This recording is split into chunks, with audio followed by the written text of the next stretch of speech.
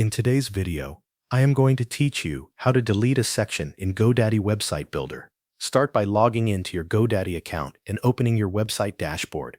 Once you are inside your account, go to the Websites Plus Marketing area. From there, select the website that you want to edit. This will take you to the management area for that site. Next, click Edit Website or Edit Site to open the GoDaddy Website Builder.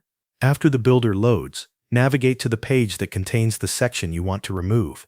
If your website has multiple pages, make sure you are on the correct one before making any changes. Now scroll through the page until you find the exact section you want to delete. Take a moment to confirm that it is the correct section, since removing it will change the layout and content on that page. When you are ready, click anywhere inside that section to select it. Once the section is selected, look for the Section Options menu. In most cases, this appears as a settings icon or a small menu icon connected to that section.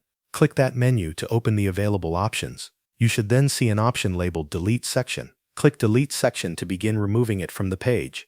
If GoDaddy asks you to confirm the action, go ahead and confirm that you want to delete the section. This helps prevent accidental changes, especially if you are editing a live website. After that, check the page to make sure the section is gone. Verify that the remaining sections still look correct and that the page layout flows the way you want. If needed, continue editing the page and make any additional adjustments before publishing. When you are done, click Preview to review the page without the deleted section. This is a good way to confirm that everything looks right on the front end.